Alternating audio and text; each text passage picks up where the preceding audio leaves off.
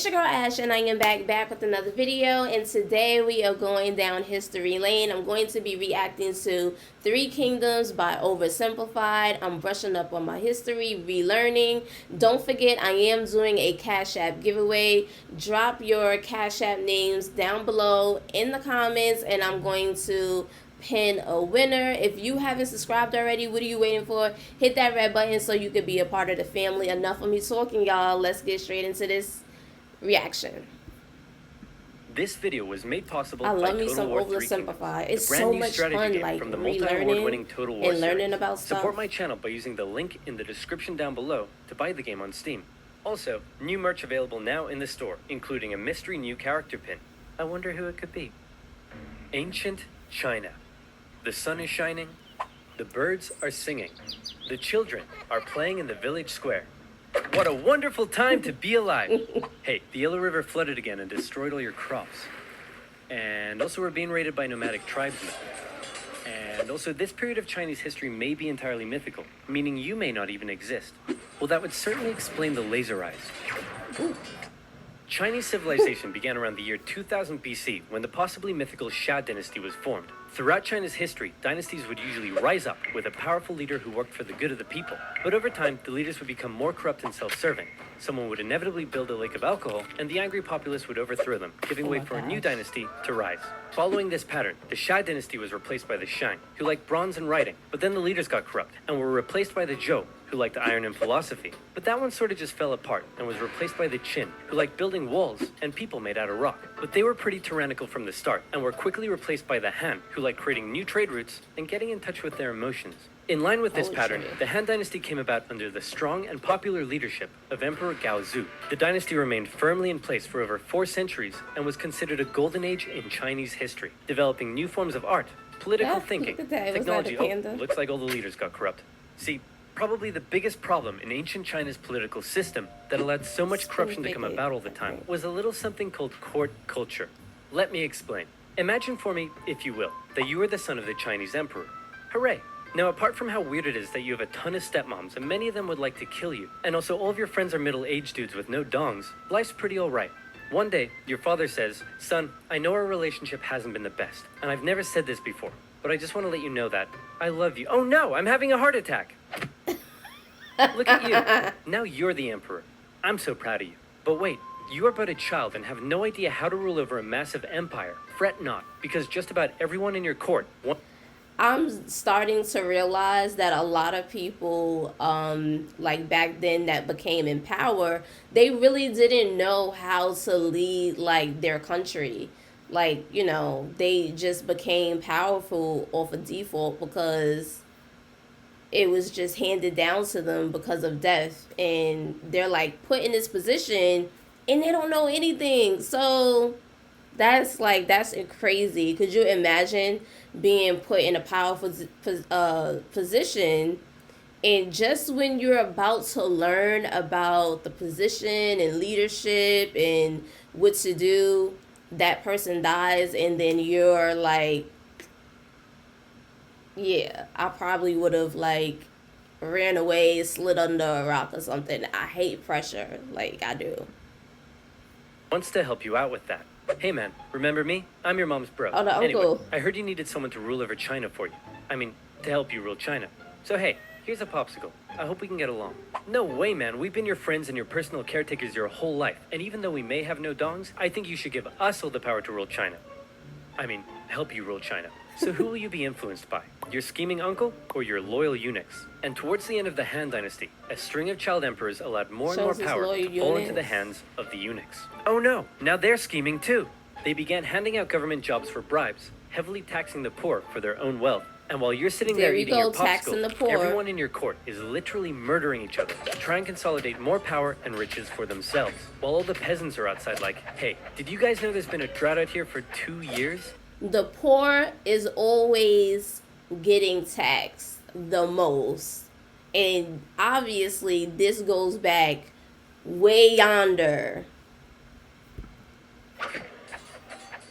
Guys, Obviously, the people weren't too happy that while they were struggling to survive, they were also being heavily taxed so that the eunuch faction could all have rockin' mansions, complete with swimming pools and Alexas. So finally, when a self-proclaimed Taoist wizard came along and was like, you know whose fault it is that we're all out here starving? It's the emperor and his posse. They've lost their mandate from heaven, and the imperial family must be destroyed with an unrelenting, furious wrath.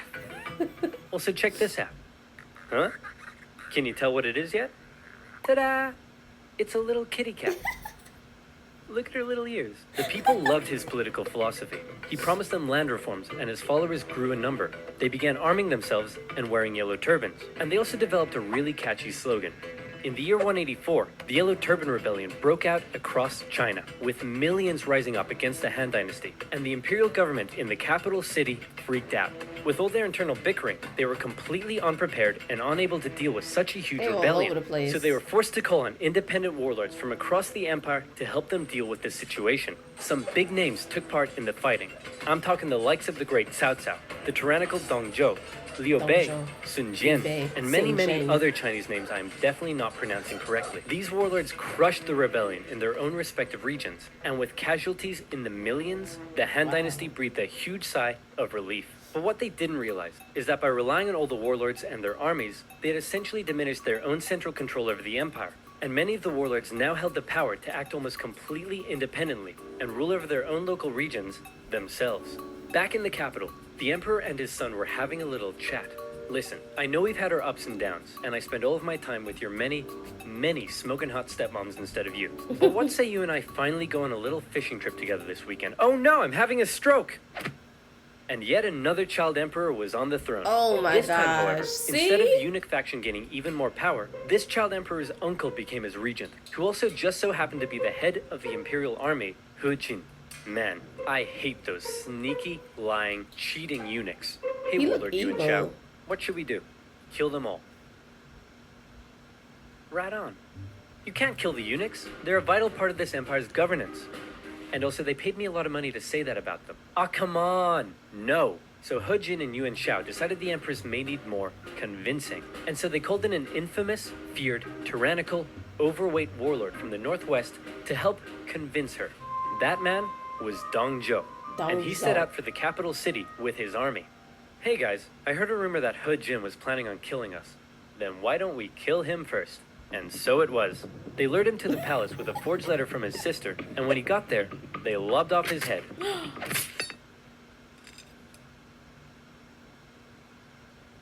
Kill them all.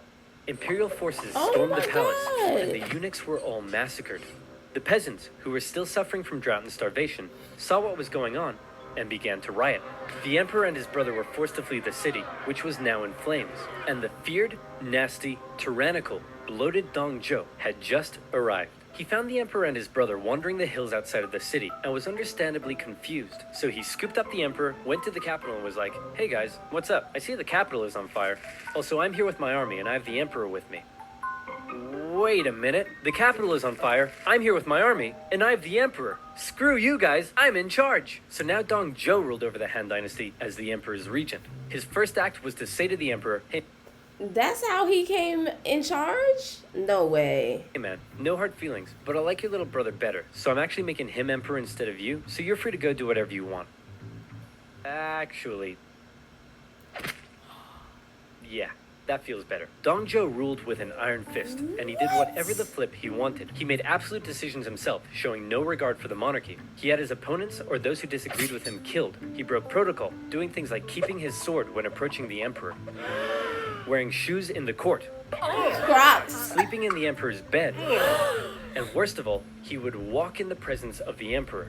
You were meant to trot. The other warlords around the empire hated him, and so they said, something needs to be done about this guy. That's What say we crazy. form a coalition and oust him? And it was agreed. Warlords from across China, their armies amounting to 100,000 men, allied together against the tyranny of Dong Zhuo. Yuan Shao's coalition consisted of some of the nation's most capable leaders, including his half-brother Yuan Shu, the great Cao Cao, and Sun Jian. But Dong Zhuo had an ace up his sleeve. his protege and adopted son, one of the most skilled and feared warriors in all of China. It's Lu Bu. This guy was a beast of a man. He never lost a duel, and no other warlord dared challenge him to one. He was also famous for betraying just about every warlord he ever fought for, something that Dong Zhuo didn't seem too concerned about. The coalition attacked Dong Zhuo in Luoyang, and in particular, Sun Jian's forces inflicted a heavy defeat against him, and he was forced to flee to the city of Chang'an. After this initial success, however, the war entered into a stalemate. The warlords in the coalition realized it was going nowhere, and also they all secretly hated each other, so they all went home. Dong Zhuo was safe, until... Legend has it that a government official in Chang'an had a daughter who was hot, super hot. He invited Lu Bu to his home and promised Lu Bu that someday he could marry his daughter. Look at him. Then, he invited Dong Zhuo to his house and did the exact same thing. Dong Zhuo was so smitten that he insisted on taking her as his concubine immediately. And when Lu Bu heard the news, he was pretty unhappy. Ooh. Hey man, aren't you worried that you stole Lu Bu's girl and betrayal is like his personal hobby? Lu Bu? Betray me?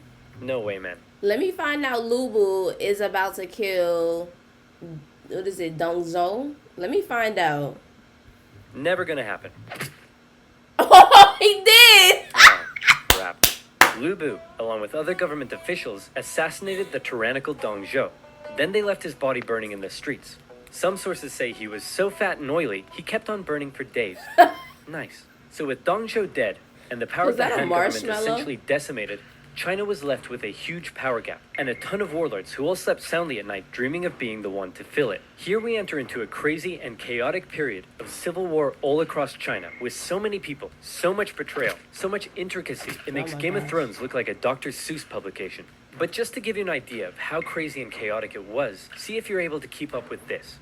Are you ready? Here we go. Here's a rough map of the warlords throughout the Han Dynasty at the time. Half-brothers Yuan Shao and Yuan Shu were both in a power struggle for who would become the figurehead of their family. Yuan Shu made alliances with warlords in the north, along with Sun Jian, the guy who defeated Dong Zhuo. Yuan Shao also made alliances with Liu Biao in the south and Cao Cao, who was an amazing strategist and general. All of these warlords began fighting each other. Cao Cao began building his own strength by subjugating nearby remnants of the Yellow Turban Rebellion into his own forces. Down south, things weren't going so well for Sun Jian, as he was killed in an ambush, so Sun Ce took over. Then, Yuan Shu got pushed back to the river Huai, so he ordered Sun Ce to take the territory of warlord Lu Kang. Then Sun Ce went off to capture territories in the east for himself. Cao Cao's family lived in this province over here. One day, they were murdered.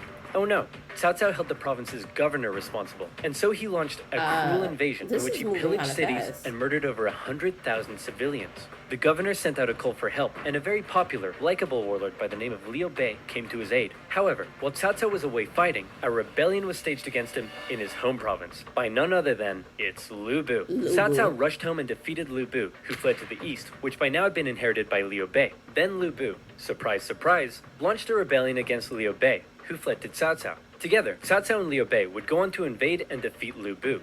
Lu Bu offered to join Cao Cao, and Cao Cao considered the offer. But his advisors were like, no way, man, this guy's betrayed literally everyone he ever worked for. And so boo-hoo, Lu Bu was executed. Next, Cao Cao convinced the emperor to move in with him. Now he's in control of the Han government, something that made his allies very jealous. Yuan Shu, out of nowhere, decides to declare himself emperor of the new Zhong dynasty. Nobody liked that. His allies cut ties with him. The imperial government ordered everyone to kill him. He tried to flee to his brother Yuan Shao, but died of illness on the way. Sun Ce took over his territory, and then got assassinated. So his brother, Sun Chen, took over. Liu Bei turned on Cao Cao, but got obliterated, and was forced to flee south.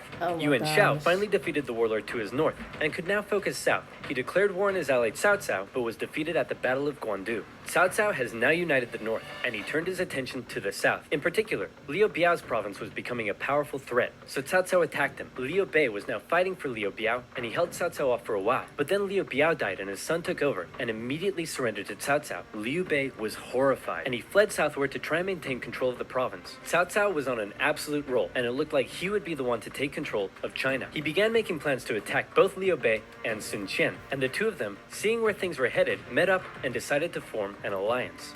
Now I know that was a lot to take in, but all you really need to know at this point is that this guy is on his way to taking over everything, and he's about to throw his full weight at the southern warlords. These two have one chance, one battle, to prevent him from invading the south. And that battle was the famous Battle of Red Cliffs. To take the south, Cao Cao would need to control and cross the mighty Yangtze River. He had over 200,000 men to face against Liu Bei and Sun Qian's combined force of 50,000. How would they stand a chance when they were so outnumbered?